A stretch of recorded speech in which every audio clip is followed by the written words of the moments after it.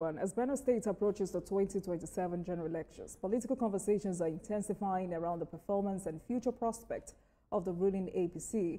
At the center of this discourse is Governor Alia. We're barely 2 years to another crucial election cycle.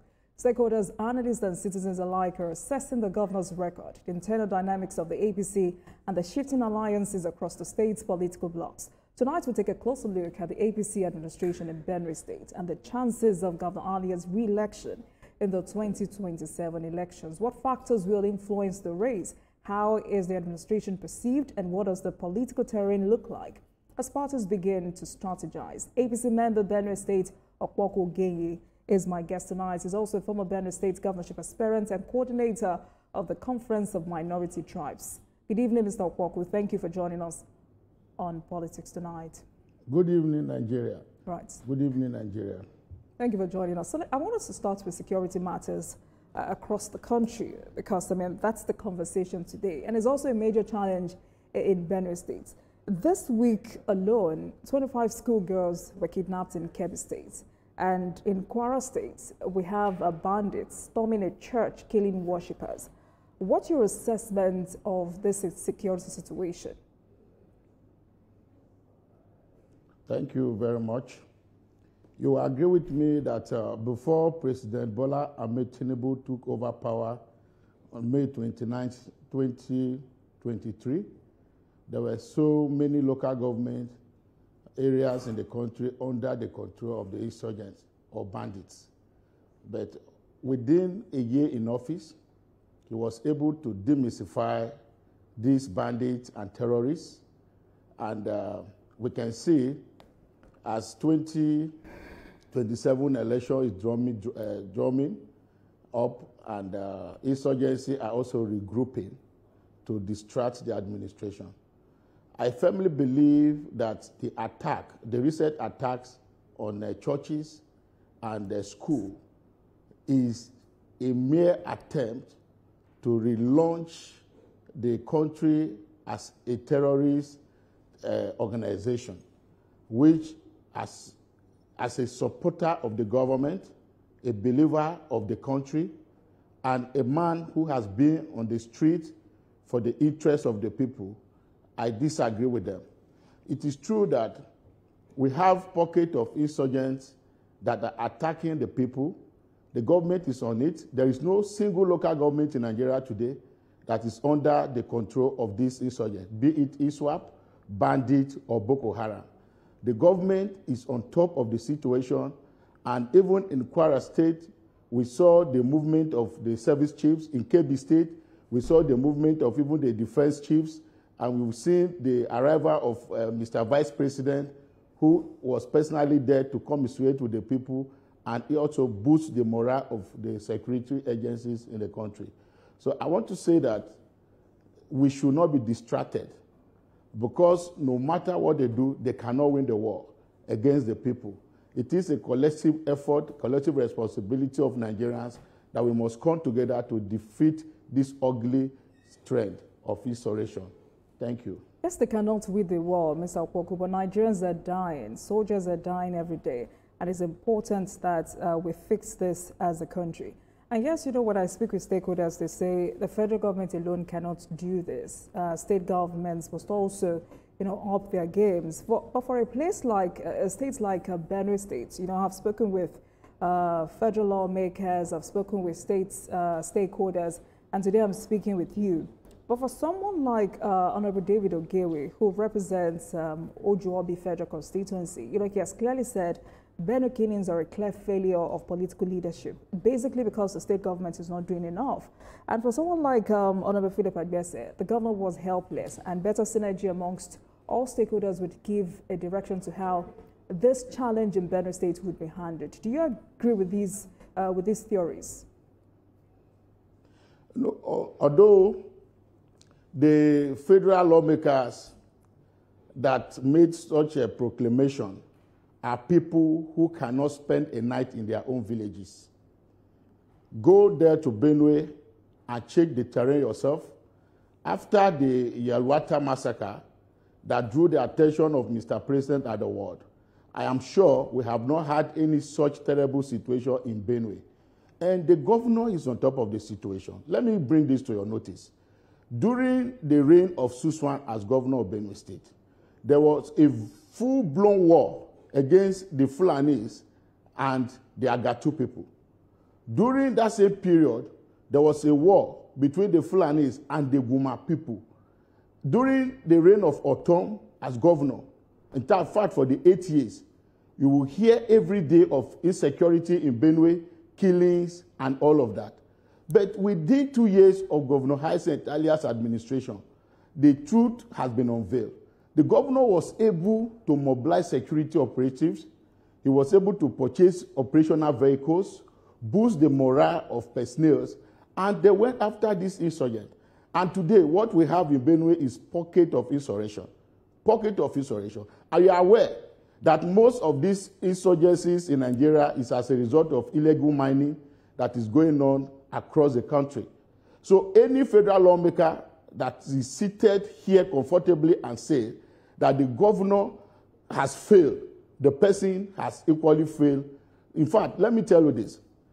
Within 2 years of the Alia's administration, he was able to control the yearly flood that ravaged Benue and consumed over billions of naira within 2 years of his administration.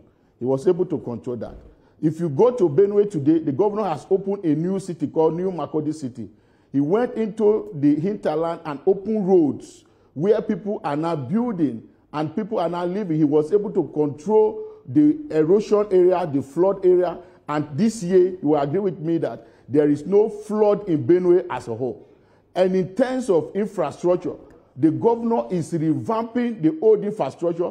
If you go to Anuni, where the secretary to the government of the federation come from, he started a tomato factory during his time as governor of Benue State. All right. Suswan came for 8 years, he didn't touch it. Oton spent 8 years, he didn't touch it.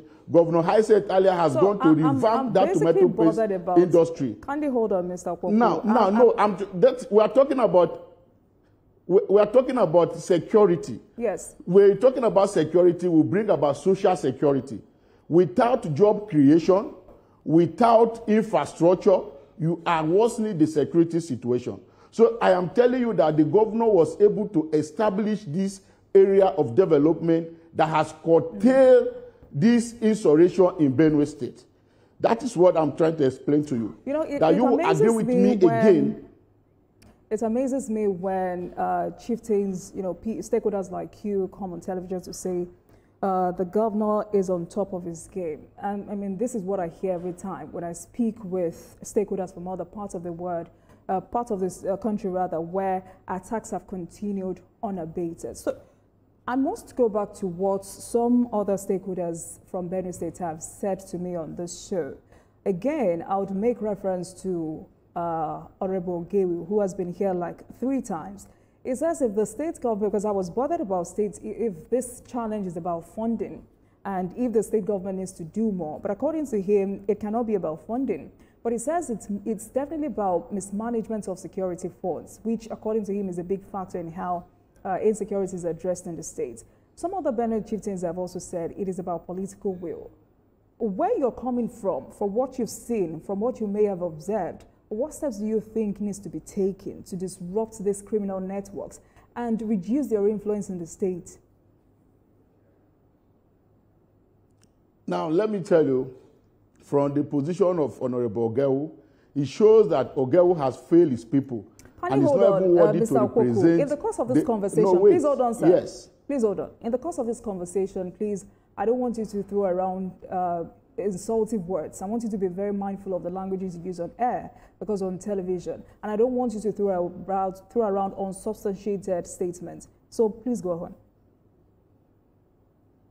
Now, when I mean by he has failed his people, is that he was not able to stand as a voice for Benue people when the killing was ongoing in the state. Coming on the television to criticize the government and the calling of lack of political will. There is no governor in Benue that has taken security as serious as Governor Alia. There is no governor in the history of Benue as a whole that has taken security down to the grassroots. This is the first time in Benue history that the governor constituted Governor Advisory Council, constituted appointment in all the local government, down to the council ward, in view of security and developmental programs. So this is the first time we're having such in Benue. So when you say the governor is not taking security serious, it therefore means that you are not at home with the people. When I mean that these people that have said it in national television that the governor is not serious about security are people who cannot sleep a night in their own villages. So let them go and stay with the people, and they will tell them what the governor has done. The governor, within 2 years in office, he was able to tackle the issue of social security by ensuring that prompt salary is being paid, by ensuring that retirees are being paid of their pensions. The governor also tried to rehabilitate the state's infrastructure that is ongoing. The IBB Square is under construction. The state secretariat has been renovated. And so many other things that the governor is doing. Is building airport. The Benue Investment and Property Company Limited has diversified into production of water, that's potable water, bread in bakery. Filling stations are also working. But Benue has listen, please. A turbulent political history. I'm listening to you, and I'm also, I need to interject. Yes, go ahead. Minutes. With, many of its political crises being driven by ethnic, economic, and security concerns. Some of them you've highlighted tonight.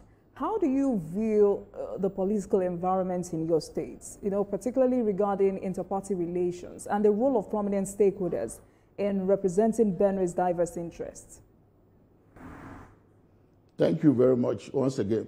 When you talk about the role of the party, in fact, the governor in the state, let me just bring it out. The relationship between the governor and the party stakeholders in Benue. If you go to Benue, you have the security agencies, you have your correspondent in Benue who is doing very well. He can brief you exactly what's going on in Benue. If the governor of Benue State is not at home with the people, he wouldn't have been able to muzzle the kind of support he has garnered for the party in recent time. You see that in almost all the local government area of Benue, people are decamping to the APC. But there is a group of persons who stays in Abuja, people that won election under the influence of the governor and constituted themselves to be stakeholders. Instead of marketing the good image of the state, they are always criticizing the governor, trying to pull down the government at all costs. The people, there is another group called the masses. The masses are the entire Benue people. If you remember the issue that happened between Chris Nguge and Chris Umba, and the Chris Nguge said, I took oath for Uba, and I also took oath for Anambra people. So between Uba and Anambarians, who are more greater? This is the case here. Why the stakeholders always claim that they should be giving the state resources to share. The governor has made it a point that he has a social contract with Benue people, and those resources must be channeled to the development of the state. In my own local government, and from other local government, the governor is constructing 38 kilometers of road between Igumale and Agela. He's constructing a road from Mutonko, Idele to Oju, down to Awaji. He has already awarded a road from Igumale again to Adiga, to Okpoga, to Edumoga, down to that Enugu road. As we speak, another 5 kilometers of road has been approved for that same local government. In total, the governor has been able to construct, in fact, to award 500 kilometers of road, which 200 kilometers are already achieved and completed. So in this regard, the relationship between the stakeholders and the government can never be smooth, because the so-called stakeholders are those who believe that instead of going to construct road, to build hospitals, give water to the people, that the governor should give them the money to share. But and is that that is the still problem going here. on, Mr. Opokwu? Because the last time I heard the governor speak about that was in 2023. I'm wondering if that is still happening in Benue State. Because, to be fair, there are reports that the governor himself has marginalized party structures. They say a faction of the APC has alleged that he sidelined the state's executive committee and avoided party meetings. We saw that fracas between himself and the former chairman of the APC in the state. But as someone deeply involved in the APC, do you think this disunity threatens the party's chances in 2027? Are you not bothered about that? I am not bothered because the governor can win election in the state if the governor is committed to any election, the people are completely with him. I am telling you that these people that you mentioned, like today, he would win again in 2027. If the governor leaves the party to any party, he will win election. The governor has the capacity to win election. We have been contesting election in the APC. Let me tell you this. I was a governorship aspirant in the party alongside Jimmy Adanyanko. We contested the election, and Jimmy was our candidate. With all what we did, we couldn't win. But when it came to the Father Alia's time, we won. Even when a local government result was not correlated, it was even said that the margin, even if you dash the local government result entirely to the opposition, Father Alia had already won the election. You hear the SGF testifying before the election that Father Alia is so popular that even when he walks on the street, people begin to shout his name. They believe that with the touching of the Father alone, they get healing. And that is what the Father is doing for the people. I want to discuss the issue of the former state chairman of the party, Austin Agada. I was a staff of the National Working Committee that dissolved the Austin Agada-led state working committee. And since the state working committee was dissolved, a caretaker committee was set up, headed by Honorable Benjamin Omale. The party has been in a good working relationship with the governor. In fact, last month I attended the expanded caucus meeting of the party in Benue, and it seemed that nobody was actually missing from that party, from that meeting, because the people that were missing were maybe like 2 senators who were not there, and all their people were there. So there are people that cannot even challenge the governor. All right. In fact, all those people in the National Assembly, if the governor do not pronounce that the people should support them, nobody will support them. I assure you that. Let's talk about governance. Because I remember, I think it was about 2 weeks ago, Governor Alia says, he was stressing the importance of collective efforts in enhancing democracy and securing a prosperous future for the state. Does the governor practice what he preaches? Yes. The governance of Benue State has been redefined in the sense that government is now all about the people. It is no longer the government of the few by the few. It is a government that you don't need to know anybody in the system before development can be brought close to you or to your doorstep. Governor Alia, in the last expanded caucus meeting, made it very clear that there is a lot of opportunities available for Benue people. He highlighted his trip to Brazil with Mr. President and is giving incentive to Benue farmers to farm in livestock and crops, and telling the people that there is already a valuable market for this product. The governor has some ministry, he created bureau. The bureau is to also oversee some of the activities that maybe commissioners may have been neglected. The governor has so many other issues of governance threatened.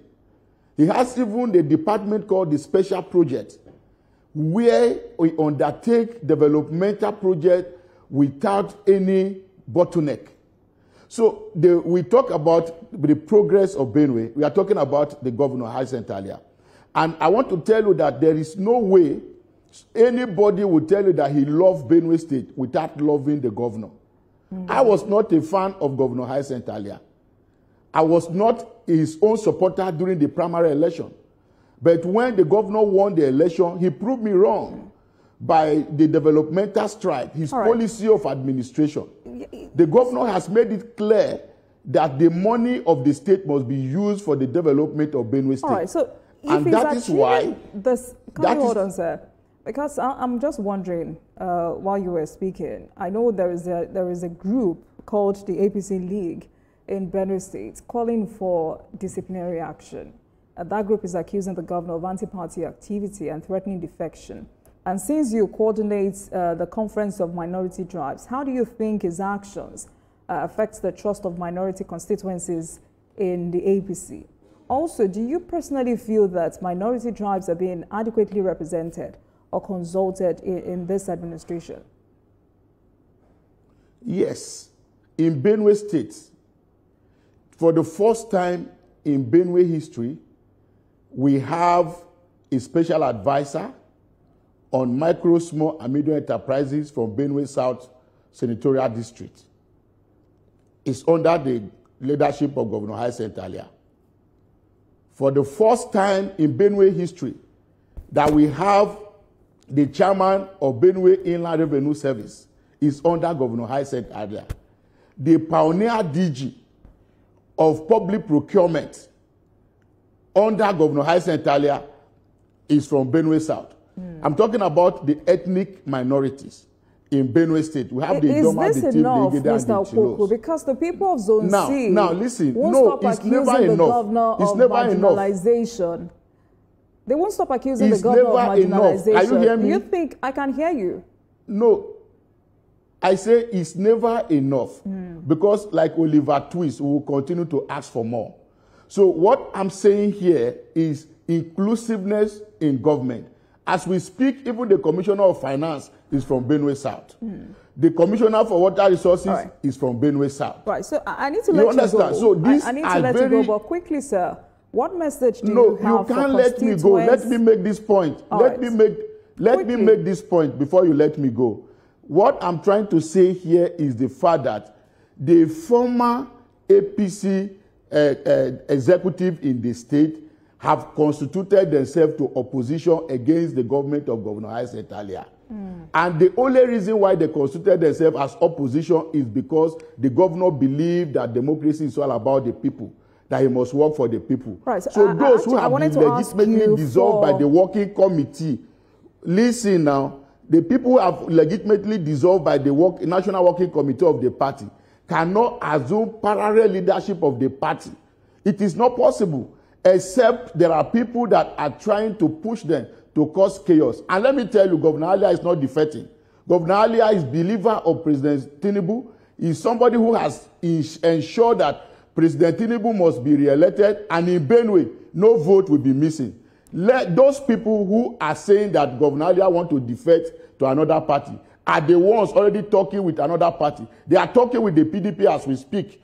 Senator Titus Zam is planning to contest in the PDP, and other persons are also trying to contest the PDP. There are some of them who are even partyless, that they've been to ADC, they've been to PDP, and they are not accepting them. Governor Alia is firm in the APC, and he believed that APC gave him the platform to become governor. He will remain with the party and ensure that the manifesto of the APC is implemented to the full. And that is what the governor is doing. I want to add that the chances of the party in Benue, again, may be affected if the likes of Daniel Longe, who has been holding the ticket and also trying to get the ticket through a consensus arrangement, where some powers will just come and say, take ticket, then we may have some challenges in those areas. But if it is allowed on a free contest, as the governor has made it to be, you will discover that Benue will win 100% without anyone called stakeholders. All right, we'll wait and see. Thank you so much for speaking with us. Opokwu Ogenyi, APC member, Benue State, coordinator of the Conference of Minority Tribes. Thank you for speaking with us.